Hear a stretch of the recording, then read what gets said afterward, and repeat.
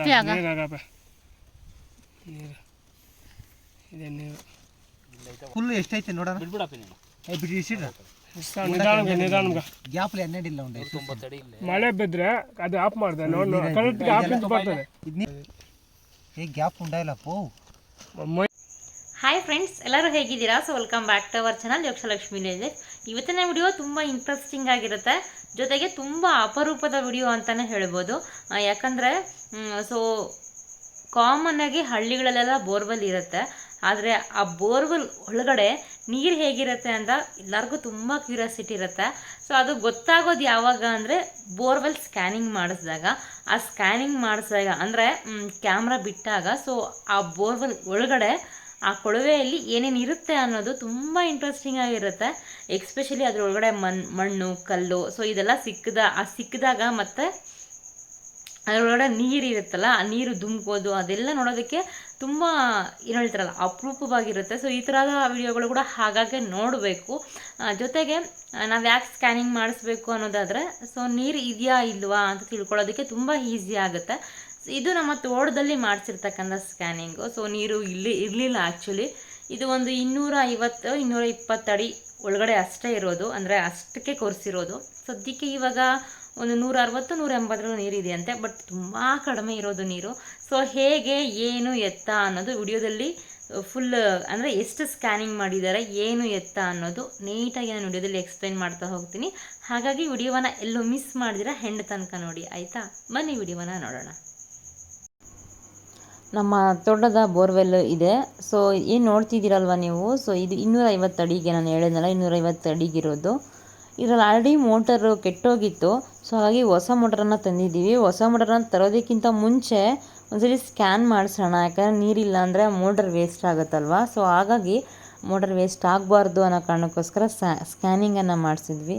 Scanning ಮಾಡಿಸೋ ಉದ್ದೇಶ ನೀರಿದೆಯೋ ಇಲ್ವೋ ಅಂತ ತಿಳ್ಕೊಬೇಕಾಗಿತ್ತು. ಸೊ ನೀರಿಲ್ಲ ಅಂದರೆ ಮೋಟರ್ ಬಿಟ್ಟು ವೇಸ್ಟ್ ಆಗುತ್ತೆ, ಮತ್ತು ಇನ್ನೇನಕ್ಕೆ ಸೊ ರಿಟರ್ನ್ ಕೊಟ್ಬಿಡೋಣ ಅನ್ನೋ ಕಾರಣಕ್ಕೋಸ್ಕರ ಅಂತಂತೂ ಸ್ಕ್ಯಾನಿಂಗ್ ಮಾಡಿಸೋದಕ್ಕೆ ಸ್ಟಾರ್ಟ್ ಮಾಡಿದ್ವಿ. ಇಲ್ಲಿ ಇದು ಅಮೌಂಟ್ ಬಂದುಬಿಟ್ಟು 1500 ಅಂತ ಹೇಳ್ತಾರೆ, ಬಟ್ ಇದು ಡಿಪೆಂಡ್ ಅಪಾನ್ ಏರಿಯಾಗಳಲ್ಲಿ ಡಿಪೆಂಡ್ ಆಗುತ್ತೆ. ಒಂದೊಂದು ಏರಿಯಾದಲ್ಲಿ 500 ರೂಪಾಯಿಗೂ ಮಾಡ್ತಾರೆ, ಒಂದೊಂದು ಏರಿಯಾದಲ್ಲಿ 1000 ರೂಪಾಯಿಗೆ ಮಾಡ್ತಾರೆ. ಅದು ನೀವು ಅವ್ರ ಹತ್ರ ಹೇಗೆ ಮಾತಾಡ್ಕೊಂತೀರಲ್ಲ ಅದ್ರ ಮೇಲೆ ಡಿಪೆಂಡ್ ಆಗುತ್ತೆ. ನೀವೀಗ ನೋಡ್ತಿದ್ದೀರಲ್ವ, ಸೊ ಕ್ಯಾಮ್ರಾಗೆ ಇವಾಗ ಒಂದು ಕೋಲನ್ನು ಕಟ್ತಿದ್ದಾರೆ, ಯಾಕಂದರೆ ಸ್ಟ್ರೈಟಾಗಿ ಹೋಗಬೇಕಲ್ಲ. ಮತ್ತು ಆ ವೈರ್ ಇದೆಯಲ್ಲ, ಆ ವೈರ್ಗೆ ಆ ಕೋಲ್ ಕಟ್ಬಿಟ್ರೆ ಅದು ಆ ಕಡೆ ಈ ಕಡೆ ಹೋಗದೇ ಇರಲಿ ಅಂತ ಇವಾಗ ನೋಡ್ತೀರಲ್ಲ. ಸೊ ಕ್ಯಾಮ್ರಾ ಬಿಡ್ತಿದ್ದಾರೆ. ಸೊ ಆ ಕಡೆ ಒಂದು ಕ್ಯಾಮ್ರಾ ಬಿಟ್ಟರೆ ಈ ಕಡೆ ಆ ಸಿಸ್ಟಮಲ್ಲಿ, ಅಂದರೆ ಆ ಸಿಸ್ಟಮಲ್ಲಿ ಕನೆಕ್ಟ್ ಮಾಡಿರೋದ್ರಿಂದ ಆ ವೈರು ಆ ಸಿಸ್ಟಮ್ಗೆ ಕನೆಕ್ಟ್ ಮಾಡಿರ್ತಾರೆ.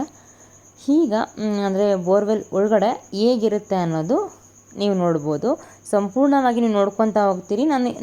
ನಾನು ಇದೇ ವಿಡಿಯೋದಲ್ಲಿ ಒಂದು ನೀರಿನ ಬಗ್ಗೆ ಒಂದಷ್ಟು ಇನ್ಫಾರ್ಮೇಷನನ್ನು ತಿಳಿಸ್ತಾ ಹೋಗ್ತೀನಿ. ಯಾಕಂದರೆ ಅಲ್ಲಿ ಈ ನೀವೇನು ಸಿಸ್ಟಮಲ್ಲಿ ನೋಡ್ತಿದ್ದೀರಲ್ವ, ಸೊ ಅದ್ರ ಬಗ್ಗೆ ತಿಳಿಸೋದಕ್ಕೆ ಏನೂ ಇರೋದಿಲ್ಲ.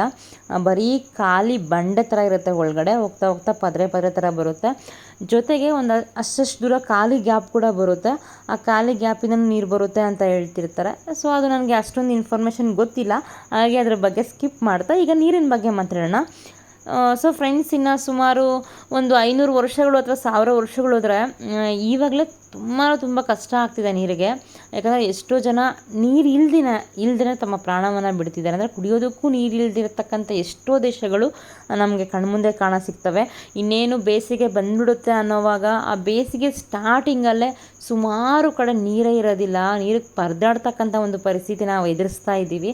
ಸೊ ಮುಂದೆ ಇನ್ನು ಸುಮಾರು 500-600 ವರ್ಷಗಳ ನಂತರ ನೀರೇ ಇರೋದಿಲ್ಲ ಅಂದರೆ ಊಹೆ ಮಾಡ್ಕೊಳ್ಳಿ ನಾವು ಬದುಕೋದಕ್ಕೆ ಆಗುತ್ತಾ? ಯಾಕಂದರೆ ಪ್ರತಿಯೊಂದು ಸಣ್ಣ ಜೀವಿಗೂ ಕೂಡ, ಅಂದರೆ ಒಂದು ಸಣ್ಣ ಜೀವಿಯಿಂದ ಹಿಡಿದು ಬೃಹದಾಕಾರದ ಜೀವಿವರೆಗೂ ಪ್ರತಿಯೊಬ್ಬರಿಗೂ ಸಹ ನೀರು ತುಂಬ ಅತ್ಯಮೂಲ್ಯವಾಗಿ ಬೇಕೇ ಬೇಕು.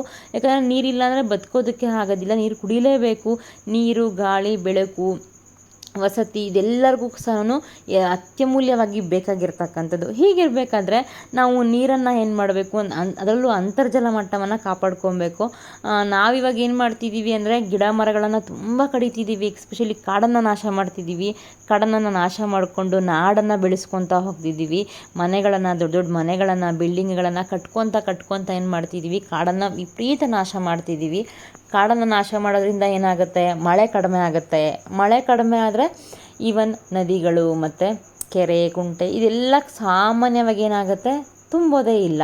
ಸೊ ಮತ್ತೆ ಆಗ ಸೂರ್ಯ ಮತ್ತೆ ಅಂದರೆ ಅದು ಹಾವಿ ಆಗೋದಿಲ್ಲ. ಮತ್ತು ಮಳೆ ಹೇಗೆ ಬರುತ್ತೆ, ಹಸಿರು ಎಷ್ಟಿರುತ್ತೋ ಅಷ್ಟು ಮಳೆ ಬರುತ್ತೆ. ಹಾಗಾಗಿ ಎಸ್ಪೆಷಲಿ ನಮ್ಮ ಕಡೆ ಈ ಕೋಲಾರ ಸೈಡ್ ಈ ಕಡೆ ಎಲ್ಲ ತುಂಬ ಮಳೆ ತುಂಬ ಕಡಿಮೆ ಆಗೋಗ್ಬಿಡುತ್ತೆ. ಕೆಲವೊಂದು ಕಡೆ ಎಲ್ಲ ಊರೂರೇ ಕೊಚ್ಕೊಂಡೋಗಿರುತ್ತೆ. ಬಟ್ ನಮ್ಮ ಕಡೆ ಎಲ್ಲನೂ ಮಳೆನೇ ಇರೋದಿಲ್ಲ. ಕಾರಣ ಇಷ್ಟೇ. ಸೊ ನಮ್ಮ ಕಡೆ ಮಳೆನೂ ಕಡಿಮೆ, ಜೊತೆಗೆ ನೀಲಗಿರಿ ಜಾಸ್ತಿ ಆಗೋಗ್ಬಿಟ್ಟಿದೆ. ಈ ನೀಲಗಿರಿ ಜಾಸ್ತಿ ಇದ್ರೂ ಕೂಡ ಇದೇ ಪ್ರಾಬ್ಲಮ್ ಆಗುತ್ತೆ. ನಮಗೆ ಗೊತ್ತು, ಆದರೆ ಏನು ಮಾಡೋದು, ನೀಲಗಿರಿ ಅನಿವಾರ್ಯ. ನೀಲಗಿರಿ ಎಲ್ಲಿರುತ್ತೋ ಅಲ್ಲಿ ಈ ಬೋರ್ವೆಲ್ಲನ್ನು ಕೊರೆಸಿದ್ರು ಕೂಡ ಏನಾಗುತ್ತೆ, ಅಂತರ್ಜಲ ಮಟ್ಟ ಅಂದರೆ ನೀರಿನ ಮಟ್ಟ ಕಡಿಮೆ ಇರುತ್ತೆ. ಇದು ತುಂಬ ಬೋರ್ವೆಲ್ಗಳಲ್ಲಿ ತುಂಬ ಜನರು ಎದುರಿಸ್ತಾ ಇರ್ತಾರೆ. ಇನ್ನೊಂದು ಪ್ರಮುಖವಾದ ಒಂದು ಪಾಯಿಂಟ್ ಏನಪ್ಪ ಅಂದರೆ, ಬೋರ್ವೆಲ್ಲು ಹಳೆ ಬೋರ್ವೆಲ್ಗಳಲ್ಲಿ ನೀರು ಜಾಸ್ತಿ ಇರುತ್ತಂತೆ ಹೊಸ ಬೋರ್ವೆಲ್ ಕಂಪೇರ್ ಮಾಡಿದ್ರೆ. ಸೊ ಇವಾಗ ಬಂದ್ಬಿಡೋಣ ವಿಡಿಯೋ ವಿಚಾರಕ್ಕೆ ಬರೋಣ. ಸೊ ನೀವು ನೋಡ್ತಿದ್ದೀರಲ್ವ, ಇದು ನೀರು ಅಂದರೆ ನೀರು ಕಾಣಿಸ್ತಿದೆ ನೋಡಿ, ಕ್ಯಾಮ್ರಾಗೆ ನೀರು ಕಾಣಿಸ್ತಿದೆ. ಸೊ ಈಗ ಒಂದು 180 ಅಡಿನೋ 160 ಅಡಿನೋ ಅಂತ ಹೇಳಿದ್ರು ಅವರು. ಅಷ್ಟಡಿಗೆ ನೀರು ಸ್ಟಾರ್ಟ್ ಆಗಿದೆ, ನೀರಿದೆ ಅಂತ. ಅವ್ರು ಹೇಳೋ ಪ್ರಕಾರ ನೀರು ಅಷ್ಟೊಂದಿಲ್ಲ, 30 ಅಡಿ ನೀರಿದೆ ಅಷ್ಟೇ, ಅದ್ರ ಮೇಲೆ ನೀರಿಲ್ಲ ಅಂತ ಹೇಳಿದ್ರು. ಬಟ್ ಆ ಕಡೆ ಮೋಟರ್ ಬಿಡಿ ಅಂತಲೂ ಹೇಳಿಲ್ಲ, ಈ ಕಡೆ ಬಿಡಬೇಡಿ ಅಂತಲೂ ಹೇಳಿಲ್ಲ, ಮಧ್ಯದಲ್ಲಿ ಹೇಳೋಗ್ಬಿಟ್ರು. ಬಟ್ ನಮಗೆ ಏನು ಮಾಡಬೇಕು ಅಂತ ಕನ್ಫ್ಯೂಷನಲ್ಲಿ ಕೂಡ ಇದ್ದೀವಿ. ಬಟ್ ರೀಬೋರ್ ಮಾಡಿಸೋಣ ಅಂದರೆ ಅಂದರೆ ಅಷ್ಟೊಂದು ಬಜೆಟ್ ಇವಾಗಿಲ್ಲ. ಸೊ ಇದು ನೋಡ್ತಿದ್ದೀರಲ್ವ ನೀವು, ಸೊ ಇದೆಲ್ಲ ನೀರಲ್ಲೇ ಹೋಗ್ತಿರೋದು ಕ್ಯಾಮ್ರಾ. ಸೊ ಇದೆಲ್ಲ ಒಂಥರ ಆಶ್ಚರ್ಯ ಮೂಡಿಸುತ್ತಲ್ಲ ಈ ಥರ ಒಂದು ವಿಡಿಯೋಗಳನ್ನು ನೋಡಬೇಕಾದ್ರೆ. ಭೂಮಿ ಒಳಗಡೆ ಇನ್ನೆಷ್ಟು ಪದರಗಳಿರುತ್ತೆ, ಯಾವ ಥರ ಇರುತ್ತೆ ಅಂತ ಒಂದು ಆಶ್ಚರ್ಯ ಮೂಡಿಸುತ್ತೆ. ನೋಡ್ತಿರ್ಬೋದು ನೀವು ವಿಡಿಯೋದಲ್ಲಿ ಎಷ್ಟು ಕ್ಲಾರಿಟಿ ಆಗಿದೆ ಅಪ್ಪ ನೀರು ಅಂದರೆ, ಅಷ್ಟು ಕ್ಲಾರಿಟಿ ಆಗಿದೆ ನೀರು. ಅವರು ಇನ್ನೊಂದು ಏನು ಹೇಳಿದ್ರೆ, ನೀರು ಕ್ಲಾರಿಟಿ ಆಗಿದ್ರೆ ಅಂದರೆ ನೀರು ಶುದ್ಧವಾಗಿದ್ದರೆ ಬೋರಲ್ಲಿ ಅಂದರೆ ಯಾವತ್ತಿಗೂ ನೀರು ನಿಲ್ಲಲ್ಲ, ನೀರಿರುತ್ತೆ ಅಂತ ಅದೊಂದು ಧೈರ್ಯವಾದ ಒಂದು ಭರವಸೆಯ ಮಾತು ಹೇಳಿದ್ರು. ಜೊತೆಗೆ 30 ಅಡಿನೇ ಇದೆ, ನಾನೇನು ಹೇಳೋಕ್ಕಾಗಲ್ಲ ಅಂತಲೂ ಹೇಳಿದ್ರು. ನನಗೆ ಇವಾಗ ಗೊಂದಲ ಆಗಿಬಿಟ್ಟಿದೆ, ಏನು ಡಿಸಿಷನ್ ತೊಗೊಬೇಕು, ಏನು ಡಿಸೈಡ್ ಮಾಡಬೇಕು ಅಂತಲೇ ಅರ್ಥ ಆಗ್ತಾಯಿಲ್ಲ. ಸೊ ಹಾಗಾಗಿ ಒಂದು ಖುಷಿ ವಿಚಾರ ಏನಪ್ಪ ಅಂದರೆ, ಇಷ್ಟು ನೀರಿದೆ ಅನ್ನೋದು ಖುಷಿ ವಿಚಾರ. ಬಟ್ ಯಾವಾಗಾದರೂ ಆಗಲಿ ಇದನ್ನು ರೀಬೋರ್ ಅಂತ ಮಾಡಿಸಿದ್ರೆ ಖಂಡಿತ ನಮಗೆ ಒಂದು ಒಳ್ಳೆ ನೀರು ಸಿಗುತ್ತೆ ಅನ್ನೋ ಒಂದು ಆಸೆ ಅಂತೂ ಇದೆ. ನೀರಿಲ್ಲ ಅಂದರೆ ಬೆಳೆ ಬೆಳೆಯೋದಕ್ಕೆ ಆಗಲ್ಲ. ಬೆಳೆ ಅನ್ನೋದಕ್ಕಿಂತ ಹೆಚ್ಚಾಗಿ ಇರ್ತಕ್ಕಂಥ ಗಿಡಗಳಿಗಾದರೂ ನೀರು ಬೇಕೇ ಬೇಕು.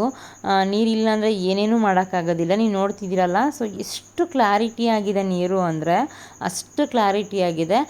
ಇದು ಫುಲ್ಲು ಕರೆಕ್ಟಾಗಿ 35 ಅಡಿ ಅಥವಾ 30 ಅಡಿ ಅಷ್ಟೇ ಅಂತ ನೀರಿರೋದು. ಇನ್ನೂ ಅದಕ್ಕಿಂತ ಕೆಳಗಡೆ ಯಾಕಿಲ್ಲ ಅಂದರೆ, ಬೋರ್ ಇರೋದೇ ಅಷ್ಟು 180 ಅಡಿ 170 ಅಡಿಗೆ. ಅಂದರೆ ಇಲ್ಲಿ 210 ಅಡಿನೋ 220 ಅಡಿ ಅಷ್ಟೇ. ಅದಕ್ಕಿಂತ ಅಂದರೆ 250 ಅಡಿ ಕೊಡಿಸಿದಂತೆ ಒಂದು 30 ಅಡಿ ಮುಚ್ಕೊಂಡೋಗಿದೆ ಮಣ್ಣಲ್ಲಿ. ಹಾಗಾಗಿ ಅಷ್ಟಕ್ಕೆ ಇರೋದು. ಆದರೆ ಇನ್ನು ಮೇ ಬಿ ಒಂದು 700 ಅಡಿ 800 ಅಡಿ ಕೊರೆಸಿದ್ರೆ ಮೇ ಬಿ ನೀರು ನಮಗೆ ಜಾಸ್ತಿ ಸಿಗ್ತಾ ಇತ್ತೇನೋ ಗೊತ್ತಿಲ್ಲ. ಹಾಗೆ ಇನ್ನೊಂದೇನೆಂದರೆ ಚಿಕ್ಕ ಬಿಟ್ಟಾಗಿರೋದ್ರಿಂದ ಈಗ ಬೋರ್ಸ್ ಎಲ್ಲ ಇಲ್ಲ, ಇವಾಗ ದೊಡ್ಡ ಬಿಟ್ಟಿರೋದು ಅಂತ ಹೇಳ್ತಾರೆ. ಚಿಕ್ಕ ಬಿಟ್ಟು ಬೋರ್ಸು ಇದೆ ಅಂತೆ. ಬಟ್ ನೋಡಬೇಕು ಫ್ಯೂಚರಲ್ಲಿ, ಯಾಕಂದರೆ ಈಗಲೇ ಬೇಸಿಗೆ ಇದ್ದಂಗಿದೆ. ಈಗಲೇ ಒಂದು ವಾರದಿಂದ ಈ ಕಡೆ ನೋಡ್ತೀರ, ನಮಗೆ ಯಾವ್ದು ಬೇಸಿಗೆ ಕಾಲ, ಯಾವ್ದು ಮಳೆಗಾಲ, ಯಾವ್ದು ಚಳಿಗಾಲ ಅಂತಲೇ ಗೊತ್ತಾಗ್ತಿಲ್ಲ. ಅಷ್ಟೊಂದು ಇದಾಗ್ಬಿಟ್ಟೈತೆ. ಹಾಗಾಗಿ ಇವಾಗ ಬೇಸಿಗೆ ಇದ್ದಂಗೆ ಇದೆ ನಮ್ಮ ಕಡೆ ಎಲ್ಲನೂ. ಬಟ್ ಬೇರೆ ಕಡೆ ಎಲ್ಲನೂ ಮಳೆ ತುಂಬ ಬಿದ್ದು ಊರೆಲ್ಲ ಕೊಚ್ಕೊಂಡೋಗಿ ತುಂಬ ಪ್ರವಾಹಗಳೇ ಆಗ್ಬಿಟ್ಟಿದೆ. ಬಟ್ ನಮ್ಮ ಕಡೆ ಇಲ್ಲಿ ಏನು ಹೇಳ್ತಾರಲ್ಲ, ನೀರಿಗೆ ತುಂಬ ಕಷ್ಟ. ಈ ಥರ ಪರಿಸ್ಥಿತಿ ನಾವು ಎದುರಿಸಿದ್ದೀವಿ ಅಟ್ ಪ್ರೆಸೆಂಟ್. ಬಟ್ ಫ್ಯೂಚರಲ್ಲಿ ಏನಾಗುತ್ತೆ ಅಂತ ಯಾರ್ಯಾರಿಗೂ ಗೊತ್ತಿಲ್ಲ. ಸೊ ವಿಡಿಯೋ ಹೇಗೆ ಅನ್ನಿಸ್ತು ತಪ್ಪದೆ ಕಾಮೆಂಟ್ ಮಾಡಿ ತಿಳಿಸಿ. ಸೊ ನನಗಂತೂ ಐ ಹೋಪ್ ನೀವು ಈ ವಿಡಿಯೋನ ಎಂಜಾಯ್ ಮಾಡಿರ್ತೀರಾ ಅಂತ ಅಂದ್ಕೊತೀನಿ. ಇಲ್ಲಿ ಒಂದು ಪ್ರಾಬ್ಲಮ್ ಏನಂದರೆ, ಸಿಸ್ಟಮಲ್ಲಿ ಸ್ಕ್ರೀನ್ ಸ್ವಲ್ಪ ಹೋಗ್ಬಿಟ್ಟಿದೆ. ಅಂದರೆ ಒಂದು 30% ಸ್ಕ್ರೀನು ಡಿಸ್ಪ್ಲೇ ಹೋಗಿದೆ. ಸೊ ಹಾಗಾಗಿ ಏನೂ ಮಾಡೋಕ್ಕಾಗಲ್ಲ ಅಂದ್ಬಿಟ್ಟು ಅದನ್ನೇ ವಿಡಿಯೋ ಮಾಡ್ತಿದ್ದೀನಿ. ನೋಡ್ತಿರ್ಬೋದು ನೀವು, ಇವಾಗ ನೀಟಾಗಿ ಅರ್ಥ ಆಗ್ತಿದೆ ನಿಮಗೆ. ಆ ನೀರು ನೋಡಿ ಹೆಂಗೆ ಮೇಲಿಂದ ಧುಮುಕ್ತಿದೆ ಅಂದರೆ, ಆ ಸೋರ್ಸ್ ಇದೆಯಲ್ಲ, ಆ ಸೋರ್ಸಲ್ಲಿ ಆ ನೀರು ಧುಮುಕ್ತಾ ಇರೋದು. ಇದು ಒಂಥರ ನೋಡೋಕೆ ಚೆನ್ನಾಗಿದೆ. ಅಂದರೆ ಒಳಗಡೆ ಹೇಗಿರುತ್ತೆ ಬೋರ್ವೆಲ್ ಒಳಗಡೆ ಅನ್ನೋದಕ್ಕೆ ಒಂಥರ ಖುಷಿ ಆಗುತ್ತೆ ಈ ಥರ ಅದನ್ನೆಲ್ಲ ನೋಡಿದಾಗ. ಈಗ ನಾವೆಲ್ಲ ಹೋಗಿ ನೋಡೋಕ್ಕಾಗಲ್ಲ, ಅಟ್ಲೀಸ್ಟ್ ನಮ್ಮ ಕ್ಯಾಮ್ರಾ ತೋರಿಸುತ್ತಲ್ಲ ಅನ್ನೋದೇ ನಾವು ಖುಷಿ ಪಡ್ತಕ್ಕಂಥ ಒಂದು ವಿಚಾರ. ಸೊ ವಿಡಿಯೋ ಹೇಗೆ ಅನಿಸ್ತು ತಪ್ಪದೆ ಕಮೆಂಟ್ ಮಾಡಿ ತಿಳಿಸಿ. ಹಾಗೆ ಬೋರ್ವೆಲ್ಗೆ ಸಂಬಂಧಪಟ್ಟಂತೆ, ನೀರಿಗೆ ಸಂಬಂಧಪಟ್ಟಂತೆ ನಿಮ್ಮ ಅಭಿಪ್ರಾಯಗಳನ್ನು ಇದುಗಳನ್ನು ತಪ್ಪದೆ ಕಮೆಂಟ್ ಮಾಡಿ ತಿಳಿಸಿ. ಮುಂದಿನ ವಿಡಿಯೋದಲ್ಲಿ ಮತ್ತೊಂದು ಇಂಟ್ರೆಸ್ಟಿಂಗ್ ವಿಡಿಯೋ ಜೊತೆಗೆ ನಿಮಗೆ ಸಿಗ್ತೀನಿ. ಅಲ್ಲಿ ತನಕ ಎಲ್ಲರಿಗೂ ಒಳ್ಳೆಯದಾಗಲಿ ಅಂತ ಹೇಳ್ತಾ ವಿಡಿಯೋವನ್ನು ಮುಗಿಸ್ತಿದ್ದೀನಿ. ಮತ್ತೊಂದು ಹೊಸ ವಿಡಿಯೋದೊಂದಿಗೆ ಮುಂದಿನ ವಿಡಿಯೋದಲ್ಲಿ ಸಿಗ್ತೀನಿ. ಎಲ್ರಿಗೂ ಬಾಯ್, ಟೇಕ್ ಕೇರ್, ಖುಷಿಯಾಗಿರಿ ಅಂತ ಹೇಳ್ತಾ ವಿಡಿಯೋವನ್ನು ಮುಗಿಸ್ತಿದ್ದೀನಿ.